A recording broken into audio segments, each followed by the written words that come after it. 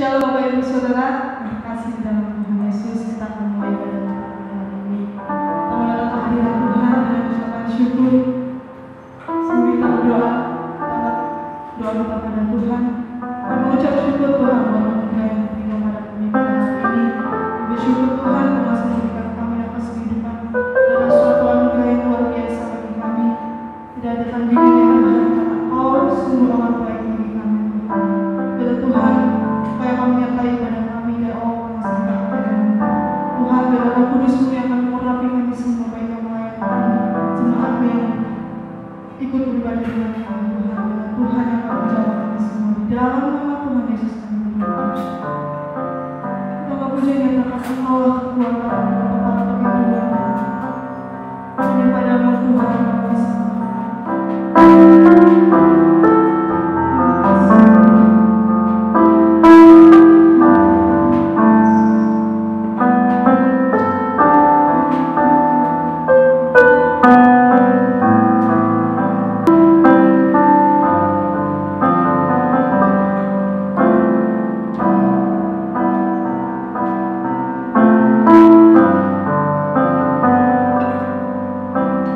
Oh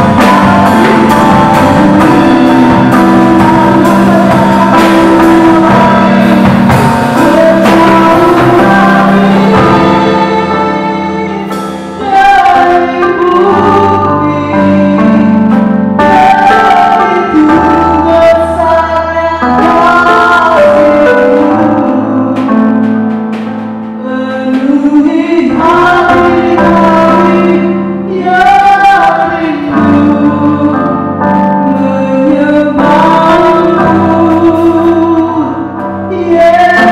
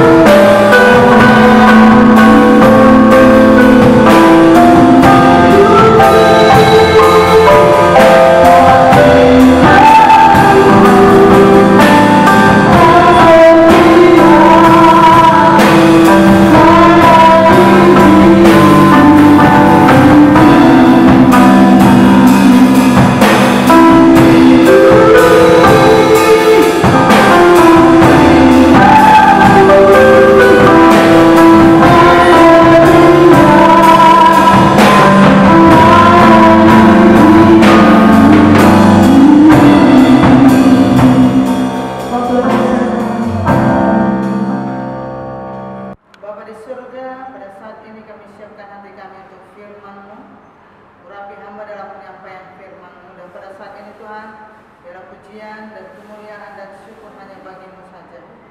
Apapun yang terjadi, Engkau yang mengetahui dan Engkau yang memahami hidup kami sepenuhnya. Dalam nama Yesus kami berdoa dan mengucap syukur. Haleluya. Amin. Shalom.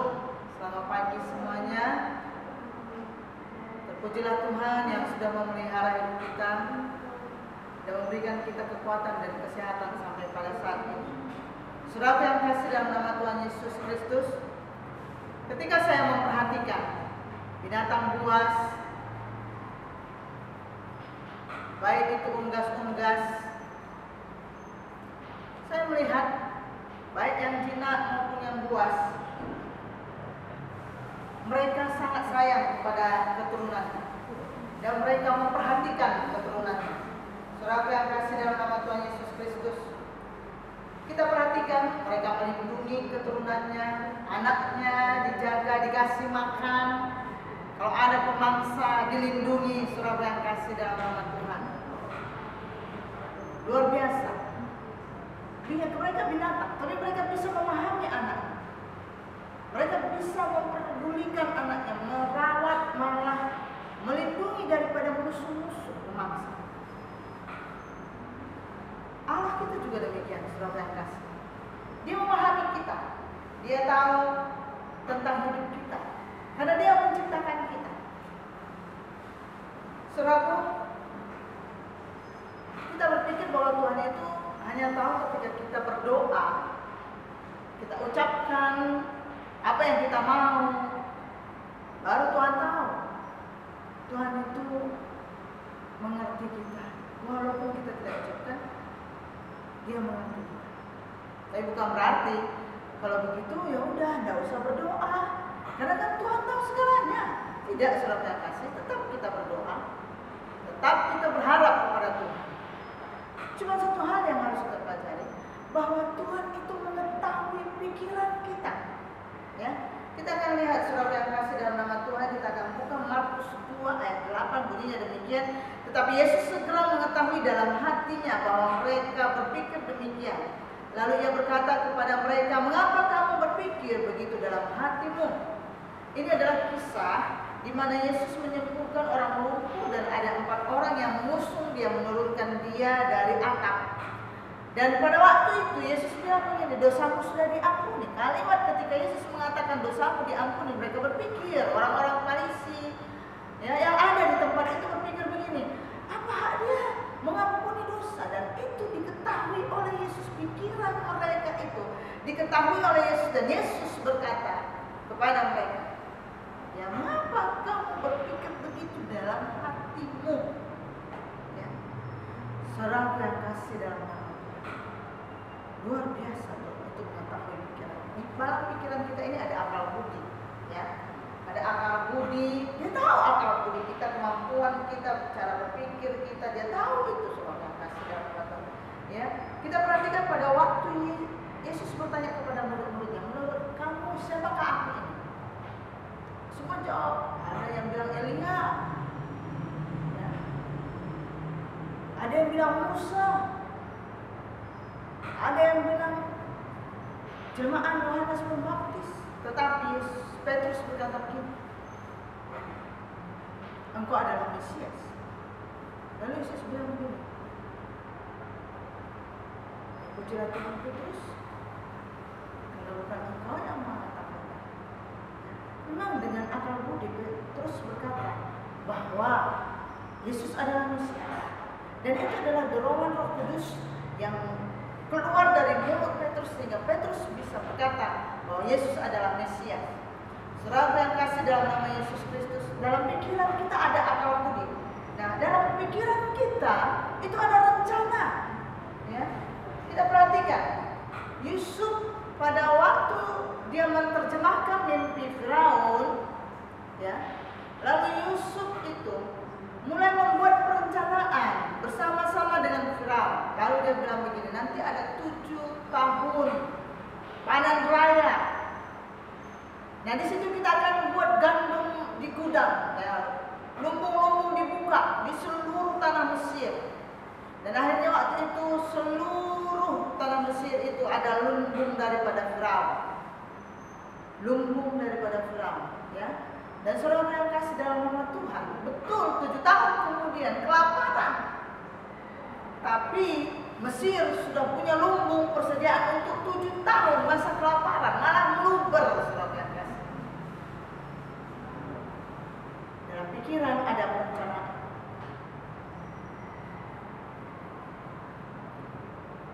Saudaraku, Tuhan tahu tentang pikiran kita. Yang berikutnya kita melihat dalam pikiran itu ada niat, ada maksud, ada keinginan kita. Ya, saudaraku yang kasih dalam nama Yesus Kristus. Ya, segala keinginan kita itu tidak akan ada artinya kalau kita tidak bersama dengan Yesus. Ya. Tapi kadang-kadang ada niat hati yang jahat, tetapi ada niat hati yang baik. Maria, pada waktu dia sudah diampuni dosanya, dia punya niat yang baik.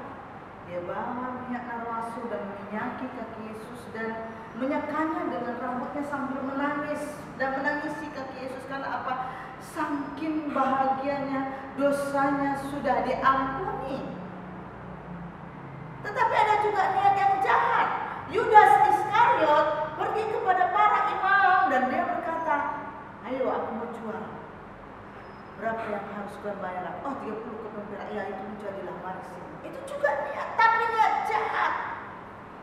Itu ada dalam pikiran kita. Tetapi kalau pikiran kita bersama dengan Yesus, pikiran kita ada di dalam Yesus, saudara tahu apa yang terjadi? Maka pikiran kita penuh dengan hal-hal yang positif. Dan seperti Maria tadi, itu hal-hal yang positif. Seperti Yusuf tadi, hal-hal yang positif. Ya. Dan hal yang dikatakan oleh Petrus juga hal yang positif. Dan itu bukan seperti Yudas Iskariot.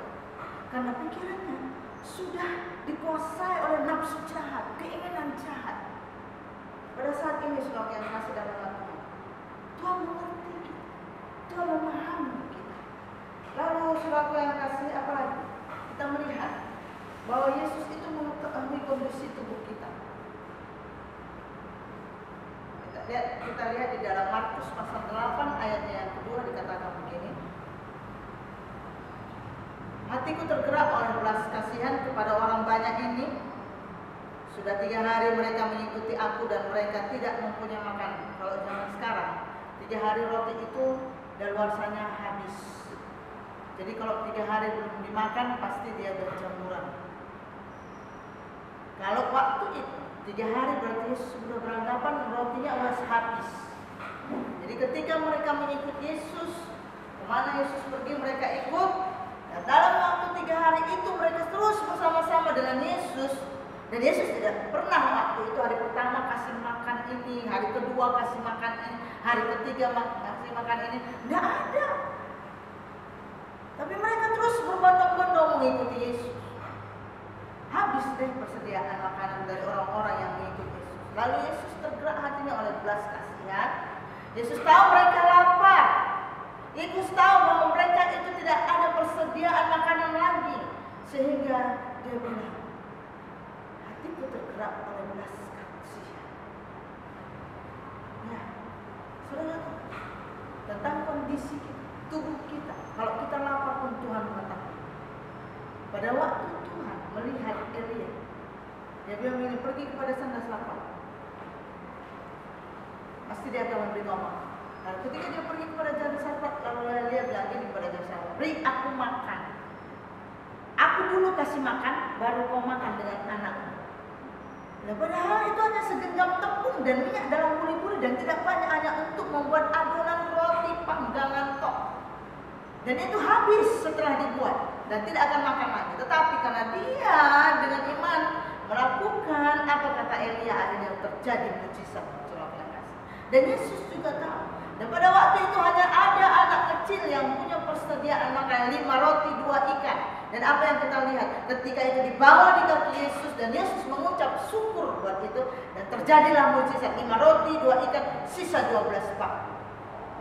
Saudara yang kasih dalam nama Yesus Kristus, Tuhan tahu kelaparan kita. Tuhan tahu sampai di mana kemampuan perut kita menahan lapar.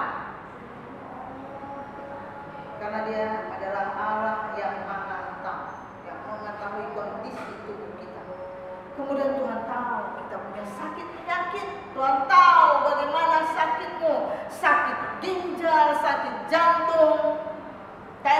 darah tinggi, diabetes, asam urat, asam lambung, segala yang asam-asam muncul pada waktu masa tua, waktu masa muda, dimakan semua segala jenis asam-asaman, setelah tua jadi asam lambung, asam urat. Saudara yang kasih dalam nama Tuhan Yesus Kristus, dalam kondisi seperti itu Tuhan tahu keadaan sakitmu, Tuhan tahu. Makanya dikatakan kepada orang yang lumpuh di kolam Bethesda, apa kau mau? Lalu orang itu bilang, aku mau berjalan. Sekarang akan tidak mudah berjalanlah. Dan orang lumpuh tadi berjalan, saudara yang kasih, karena Yesus tahu apa yang diinginkan orang itu. Padahal orang itu sudah menunggu di sana berpuluh-puluh tahun.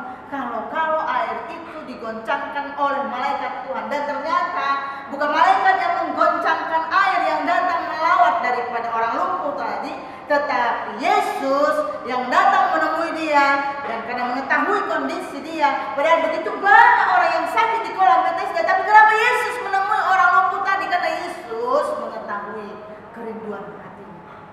Ayo Tuhan sembuhkan dia. Dan orang Yesus tahu juga orang yang rakus, dia juga tahu. Ya. Ada kisah di Alkitab, Tuhan Yesus bilang begini, ada seorang kaya, dia makan sampai kenyang dalam pesta pora. Kemudian dia bilang kepada, hai jiwaku, tenanglah engkau, sebab segala persediaan sudah cukup. Di lumbung banyak padi dan semua apapun persediaan untuk hidupmu sudah ada. Tetapi malam itu juga dia mati. Nabal, dia pesta pora saking rakusnya, saudara yang kasih. Pada waktu Daud mengatakan, beri kami makan dengan semua pasukan yang bersama dengan aku, yang karena kami sudah memelihara kambing dombamu. Tetapi Nabal bilang begini, siapakah dia, maka aku harus memberi dia makan. Ya. Tetapi saudaraku, dia habiskan pesta pora, dan bukan berbagi dengan Daud dan pasukannya karena mereka sudah menjaga kambing dombanya. Dia buat dengan pesta pora, makan dan minum dengan teman-temannya dan sahabatnya. Kerakusannya mengakibatkan akhirnya dia membatu, kata firman Tuhan. Banyak orang yang sakit stroke karena rakus. Banyak orang yang sakit gagal ginjal karena rakus. Tidak bisa mentakar apa yang cukup untuk tubuhnya. Begitu melihat daging, seperti orang Israel di padang gurun, ketika melihat burung puyuh dimakan mentah dengan darahnya, rakus. Tuhan pukul mereka di padang gurun, mereka mati di padang gurun. Tuhan tahu tuh. Makanya Tuhan bilang, yang lapar Tuhan tahu, yang sakit Tuhan tahu, yang rakus juga Tuhan tahu. Yang rakus pasti akan mati, celaka. Ya. Tuhan tahu kondisi tubuh kita. Saudara yang kasih dalam nama Tuhan Yesus Kristus, apa yang lagi kita perhatikan, bahwa Yesus itu dia mengetahui tentang keuangan. Ya. Dalam Matius 17 ayat 27 di sana dikatakan, ya,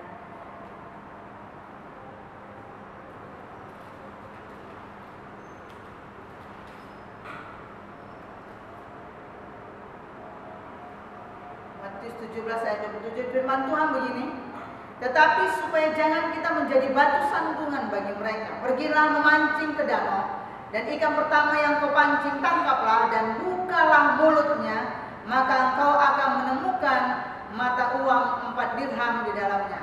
Ambillah itu dan bayarkanlah kepada mereka, bagiku dan bagimu juga. Saudara yang kasih dalam nama Yesus Kristus, apa yang kita perhatikan? Bahwa pada waktu murid-murid mau membayar pajak, itu bukan karena digara-garain, ya. Pada waktu itu mereka pergi ke Bait Allah, dan pada waktu itu, ya, mereka digara-garain oleh orang Farisi dengan apakah harus membayar pajak. Dan akhirnya Yesus, ya, mengatakan apa yang ada di tanganmu. Oke, kalau itu gambar kaisar, berilah kepada kaisar. Kalau itu gambar daripada imam, ya berikan kepada imam. Saudara yang kasih dalam nama Tuhan Yesus Kristus. Dan pada waktu itu mereka pergi ke bait Allah, lupa, uang habis, perbendaharaan habis. Tetapi pada waktu itu apa yang terjadi, saudara yang kasih dalam nama Tuhan? Mereka bingung, murid bingung, mau dari mana bayar pajak. Lalu Yesus bilang gini, Petrus, pergi ke danau, kemudian ikan yang pertama kamu tangkap, buka mulutnya, maka bayarkan pajak untuk kita. Saudara yang kasih dalam nama Tuhan. Dan akhirnya betul, Petrus pergi mancing dan tangkap ikan, ketemulah.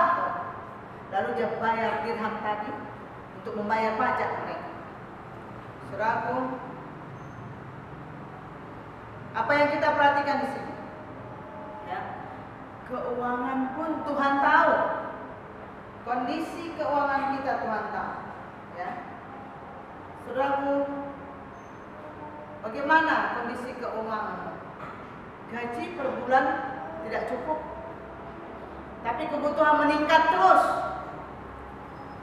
Anak tambah, kemudian pengeluaran pun tambah. Gaji tetap. Saudara, bagi Tuhan tidak ada yang mustahil. Mujizat bisa Tuhan lakukan. Ya, mujizat bisa Tuhan lakukan. Orang Israel ada di padang gurun. Tuhan bisa beri mereka makan mana? Mereka bisa makan daging. Luar biasa penyertaan Tuhan atas mereka. Dan itu juga bisa terjadi atas kita. Tuhan bisa lakukan mujizat. Hal sekecil apapun dalam hidup kita itu Tuhan bisa lakukan mujizat. Jadi jangan takut tidak makan. Jangan takut karena gajimu sedikit. Setiap kita pasti Tuhan sediakan berkat-berkat. Saudara yang kasih dalam nama Yesus Kristus, apa yang kita perhatikan? Ya, bahwa pekerjaan juga Tuhan tahu. Yesus tahu pekerjaan Petrus nelayan. Dia tahu. Kayak tebarkan jala. Lalu pada waktu Yesus tebarkan jala, mereka dapat banyak ikan. Karena Yesus tahu di dekat situ ada banyak ikan. Dia mata. Dan tentang pekerjaan kita, apakah dia itu menghasilkan apa tidak, dia Tuhan Yesus tahu. Kemudian saudara, bagaimana usaha kita? Ya, bagaimana bisnis kita? Kan Yesus bilang begini, akulah pengusaha dan kamu adalah, Bapakku pengusaha dan kamu adalah ranting-ranting. Tuhan tahu tentang bisnis, tentang usaha, saudara. Jangan katakan ini adalah hasil karyamu, hasil usaha. Saudara, ketika mulai usahamu, mulailah dalam nama Yesus, berdoa. Pagi-pagi sebelum kau buka usahamu, doakan di dalam nama Yesus Kristus. Engkau Tuhan yang memiliki semua usaha, karena Engkau adalah Bapa segala pengusaha. Berkatilah usahamu. Dan yakini dengan iman, Tuhan memberkati usaha saudara. Dan lihat bagaimana Tuhan melakukan mujizat. Saya pernah waktu saya kecil, saudara kasih. Nah, orang tua saya itu pas pergi ada acara pengantin, ada pesta temannya yang ngantin gitu. Lalu saya disuruh jaga di pasar. Orang tua saya itu jual buah jeruk, markisah gitu ya. Nah kemudian ini barang sudah pada kuning. Dalam hati saya begini, kalau udah kuning besok pasti pada busuk. Ini harus habis hari ini. Saudara, luar biasa. Saya waktu itu baru SMA kelas 1. SMK kelas 1 sekarang. SMK dulu SMEA kelas 1. Lalu saya tumpang tangani itu jeruk, saya tumpangkan tangan itu markisah yang manis itu, kemudian saya tumpang tangani markisah yang rodok kecut, saudara yang kasih. Saya bilang dalam nama Yesus, mari seluruh buah yang sudah kuning-kuning laku dijual, laku dijual, laku dijual.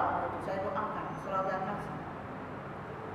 Tiba-tiba jam 3 sore dari arah Danau Toba, karena kami ada di kota Siantar, datang 2 bis pariwisata dan itu parkir pas di depan pasar.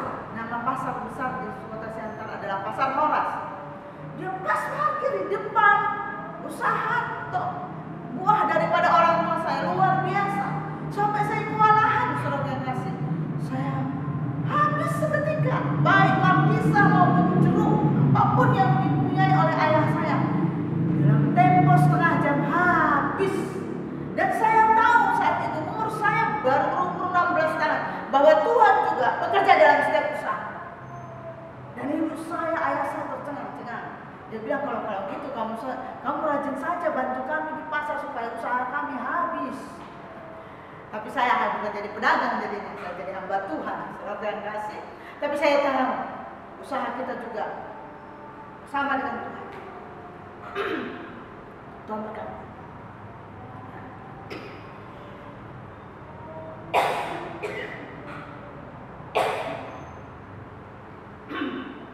saudara yang kasih kamu.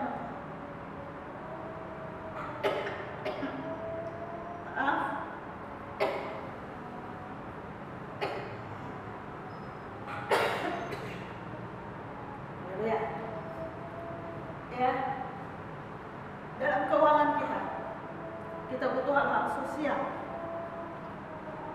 Ya, secara sosial kita butuh uang. Ada orang yang meninggal dan apa semuanya, ada yang menikah, kita butuh dana sosial. Ya. Untuk hal itu juga Tuhan sediakan. Untuk hal itu juga Tuhan perhatikan. Ingat,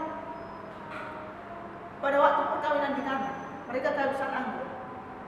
Untuk anggur mereka juga Tuhan siapkan, malah berikan anggur yang tepat. Jadi saudara yang kasih dalam nama Tuhan, semuanya Tuhan tahu kondisi kita, keuangan kita, tubuh kita, pikiran kita, Tuhan mengetahui kita sedih ataukah kita bergembira, kita putus asa ataukah kita mengalami depresi. Itu Tuhan. Sebelum saya menyampaikan khotbah, saya dapatkan firman Tuhan pada hari Selasa yang kemarin. Kemudian ditambahin lagi dan hampir sama satu dengan yang lain. Saudara yang kasih, saya tidak tahu apa yang terjadi. Tiba-tiba di tengah jemaat meninggallah seorang bapak, salah satu daripada jemaat. Saudara, waktu itu saya tidak tahu bahwa Tuhan tahu hati kita, pikiran kita. Ketika saya sampaikan firman Tuhan, saya meninggalkan keluarga yang lagi berduka cita. Tapi yang saya tahu, Tuhan sanggup menghibur mereka. Tuhan sanggup memberikan penghiburan kepada mereka. Tuhan sanggup memberikan sukacita bagi mereka. Roh Kudus yang akan memberikan kekuatan dan penghiburan sehingga mereka sanggup menanggung segala sesuatu. Ayah yang mereka cintai meninggal, suami yang mereka cintai meninggal, tetapi Tuhan sanggup membuatnya menjadi sesuatu yang luar biasa, memberikan kekuatan yang luar biasa yang tidak bisa digambarkan oleh siapa. Jadi pada saat ini saudaraku, mari kita lihat, kalau kita bersama dengan Tuhan, ya kita nol, ya kan? Kita nol, kita tidak ada apa-apanya di hadapan Tuhan. Tetapi ketika Tuhan ada bersama dengan kita, luar biasa Tuhan itu membuat kita yang nol tadi itu bisa jadi 100% karena ada Tuhan bersama dengan kita. Karena dia 100%, dia bisa segala sesuatunya. Sehingga kita bisa saudara kasih. Yang miskin diperkaya, yang susah mendapatkan penghiburan. Kemudian saudara yang sakit diberikan kesembuhan. Yang berduka karena kematian juga Tuhan berikan penghiburan. Pada saat ini saudara yang kasih, yakin dan percaya bahwa kuasa Tuhan masih bersama dulu, sekarang sampai selama-lamanya. Datang kepada Yesus. Hanya Yesus yang memahami engkau. Hanya Yesus yang mampu membawa engkau keluar dari masalahmu. Hanya Yesus yang memahami kondisi keuanganmu. Hanya Yesus yang memahami keadaan pekerjaanmu. Hanya Yesus yang memahami keadaan tubuhmu. Pasrahkan hidupmu kepada Tuhan. Haleluya. Bapa di surga, pada saat ini Kain berdoa, kalau ada yang sakit mari Tuhan jamah dan sembuhkan. Ada yang susah Kau berikan penghiburan. Kalau ada di antara kami yang sudah putus asa, Tuhan berikan mereka harapan untuk masa depan. Bagi keluarga yang ditinggalkan, Kau berikan sukacita surgawi, malaikat Tuhan, Roh Kudus memberikan kekuatan dan penghiburan. Apa yang kami tidak punya, Engkau memiliki itu. Terima kasih ya Tuhan. Dalam nama Yesus Kristus kami berdoa dan mengucap syukur. Haleluya. Amin.